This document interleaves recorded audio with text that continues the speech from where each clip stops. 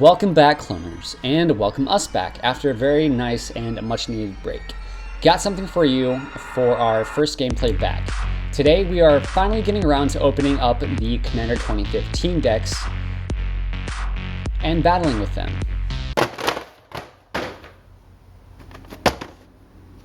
We did 2 games with these, one with the experienced commanders and one with the alternate commanders.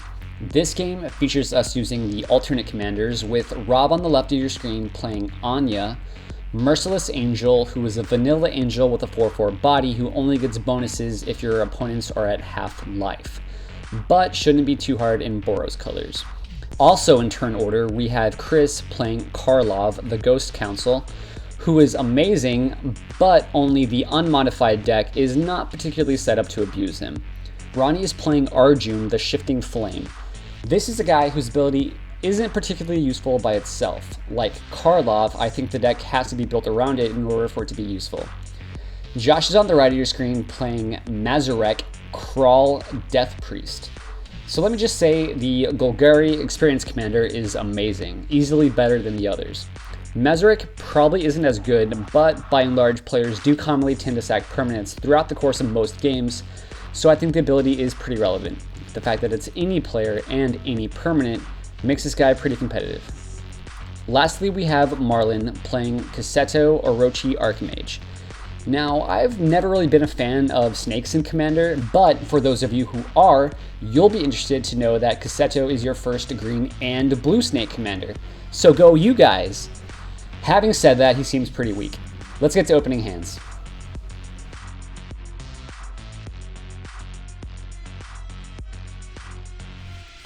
Turn 1. Chris starts the game with Tainted Field.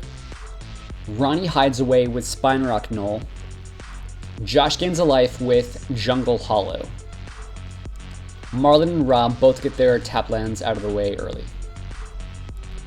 Turn 2. Chris plays Orzhov's Signet. Josh also plays his Signet. Marlin bounces a land with Simic Growth Chamber and discards Day of the Dragons. Why is that a blue card? Rob plays his second Vivid Land. Turn 3. Chris is the first to cast his commander. Can't be too hard when it only costs 2 mana. Gonna have to try that guy out in Tiny Leaders. Ronnie desperately raves at Chris's end step. On Josh's turn, he casts Thought Vessel, which is a sweet new addition to Commander, and Satyr Wayfinder, finding a land. Marlin casts Cold-Eyed Selkie, and Rob cycles Forgotten Cave. Turn 4. Chris casts the first Confluence of the game with Righteous Confluence, choosing to gain 15 life and adding 6 counters to Karlov. Tech. For some reason, Chris decides to attack the guy with the creature. Josh blocks with his Wayfinder. Ronnie flashes back Desperate Ravings and plays Terramorphic Expanse. Josh casts Phyrexian Rager, losing a life and draws a card. Marlin plays Novigen, Heart of Progress, and attacks Ronnie for 1, draws a card from his Selkie, then casts Simic Cluestone, and Secura Trivelder. Ramping FTW. Rob again just plays a land and passes. Turn 5. Chris casts Dawnglare Invoker and attacks Rob for 8 commander, which he takes. Ronnie casts the first Myriad card of the game with Brood Birth Viper, which could let him draw many cards. Josh casts Eternal Witness and recasts Satyr Wayfinder, putting High Market into his hand. Josh then attacks Chris for 2, since he has the most life. Marlin sacks Scuba Steve, finding a basic land. Marlin then attacks Ronnie again for 1 and a card. Marlin holds Bane of Progress, but with not too many arts and enchants on the field at the moment, he holds off. Marlin instead plays another artifact with Solemn Simulacrum. Yes, they did bring back Solemn Simulacrum. Again. Rob cycles more cards. Marlin then casts his commander, Cassetto Orochi Archmage. On Rob's turn, he gains 5 life, 1 from his land, and 4 from Faith's Fetters on Chris's powerful commander, who is now useless. Josh high-fives Rob in response. Turn 6, Chris casts what looks like Burnished Heart, and then attacks Josh for 2 in the air. Ronnie overloads Mizium Mortars, clearing the board of everything but Karloff and his creature. Rob loses nothing. Marlin draws from his robot. Josh sacks a creature with High Market, gaining a life. Ronnie attacks with his Viper, triggering Myriad, attacking everyone, dealing them 3 damage and drawing Ronnie 4 cards. Tech. On Josh's turn, he joins the Commander Club, casting Mazarek, Crawl Death Priest. Josh evokes Shriekmaw, killing Ronnie's nuts, and adding a counter to his commander when he sacks to the evoke. Marlin gains a life with Thornwood Falls. Marlin casts Viridian Shaman and blows up Josh's Thought Vessel. He then casts Patagia Viper, making 2 1/1 snake tokens. Rob clears the board once again with Breath of Derrygaz, dealing 4 damage to each creature and player. Again, still leaving Karlov on the table. Turn 7, Chris casts Celestial Ancient, giving him bonuses whenever he casts an enchantment. Ronnie casts Izzet Signet and then casts Ethereum Horn Sorcerer, cascading into War Chief Giant, which also has Myriad. Ronnie attacks Josh for 5 with the hasty Myriadi Giant, and everyone else on the table too. Ronnie apparently doesn't like Myriad, I guess because he doesn't get to choose. On Josh's turn, he rises from the grave, Eternal Witness, returning Rise from the Grave to hand, which I guess is a fine play if you have nothing better to do. Josh casts Wall of Blossoms to draw a card. Rob casts one of the first regular Commander good cards with Gisela, Blade of Goldnight. Turn 8. Chris casts Grasp of Fate to exile Rob's Faith's Fetters and some other cards. It's like a Commander equivalent to Oblivion Ring. Nice. Chris also counters up his creatures. Chris attacks Ronnie for 18 with his Commander with the Gisela effect. Chris then removes counters from Karlov and exiles Gisela. Again, not bad. On Ronnie's turn, he starts by attacking Josh for 5 with his Myriad, which means he's also attacking everyone else for 5. Myriad is kinda good. Ronnie casts Echosis Crawler post-com. On Josh's turn, he casts his experienced commander, Marin of Clan Neltoth, but doesn't return anything to his hand for some reason this turn. On Marlin's turn, he returns Cold-Eyed Selkie to hand with Eternal Witness, and then casts it with the Graph effect from his land, giving it +1. Rob finally deals with the War Chief Giant on his turn when he casts Inferno Titan, dealing 3 damage to it and killing it. Rob then casts Cold Steel Heart, naming white. Turn 9. Chris casts Bastion Protector, another nice commander addition, giving his commander +2 and indestructible. Can't complain about that. Chris then casts Vow of Duty on Rob's Inferno Titan so that Rob can attack him, but it does make it bigger. Chris also makes his guys bigger since he played an enchantment. Chris sends Karloff at Josh, who blocks with his wall, and his flyer at Ronnie, who answers with Echoing Truth to bounce the Celestial Ancient. Josh gains a life by sacking his wall with his Market.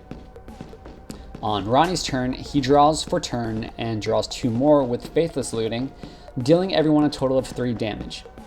Ronnie's deck kinda deals damage to everyone at the same time, huh? Ronnie casts Arjun, the Shifting Flame.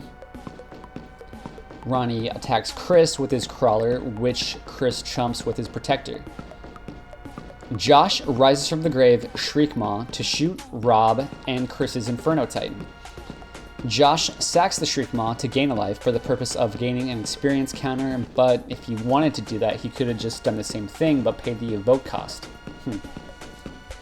At his end step, he returns Wall of Blossoms to play with Marin, also drawing a card.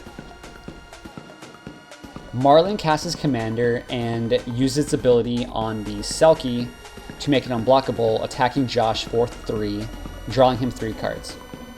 Marlin casts Coiling Oracle and puts a land into play from his library.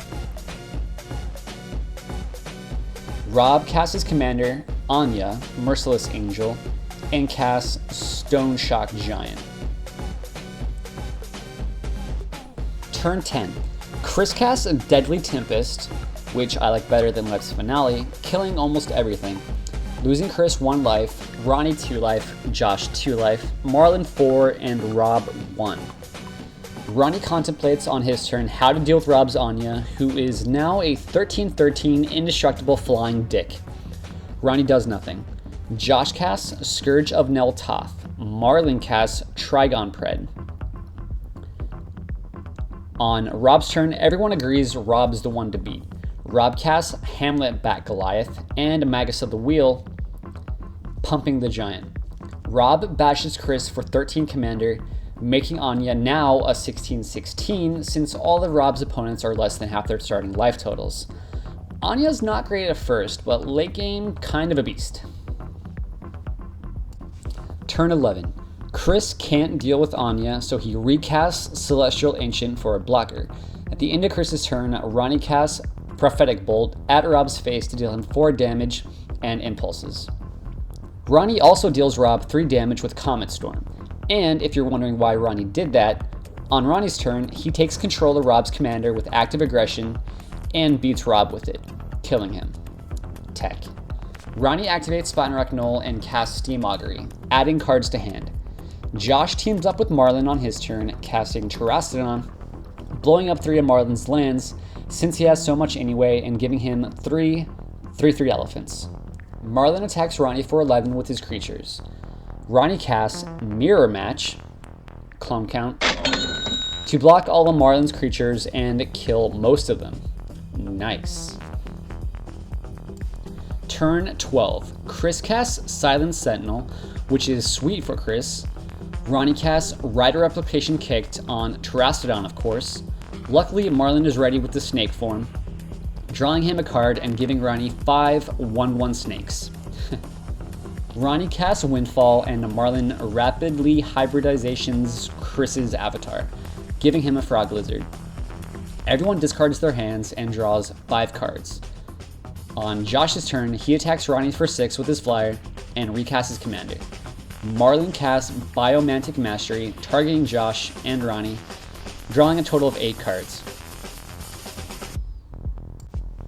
Turn 13. Chris casts Open the Vaults, returning all artifacts and enchantments to the battlefield.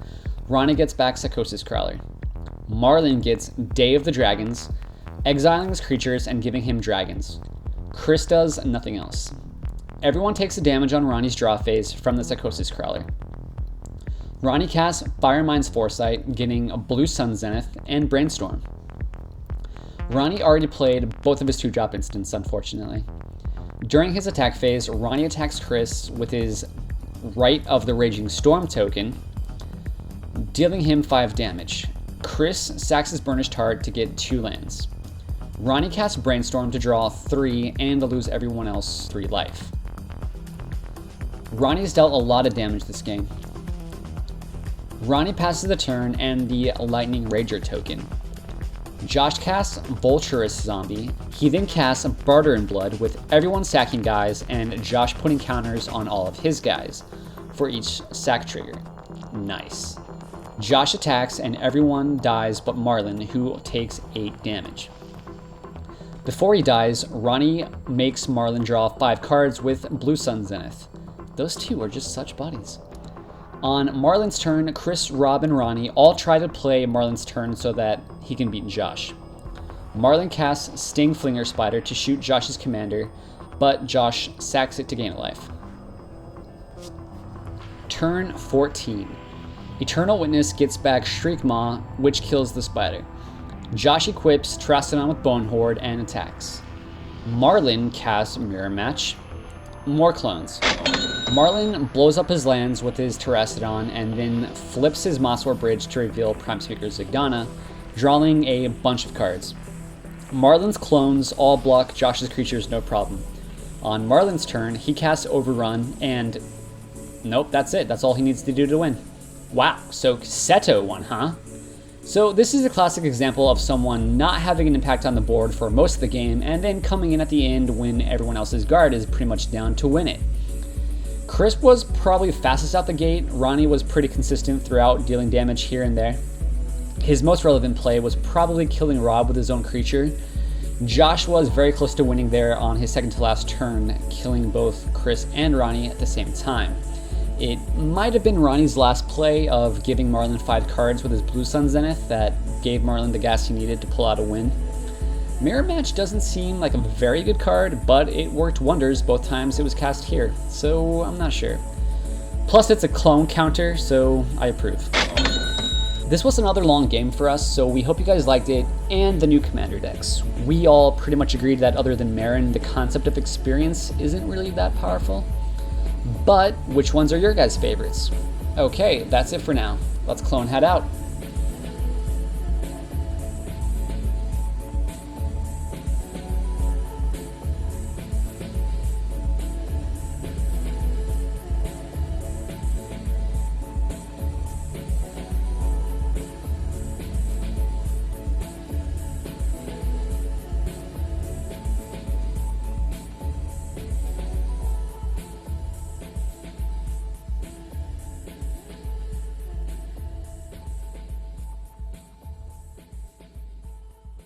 Give this unblockable. No card name? Josh None. 4, 5. Shoot. That's brutal. This isn't a snake. It doesn't get +2/+2. Put 2 cards back. Guys, is 4/4? But the ones you don't like better. Swelling Oracle.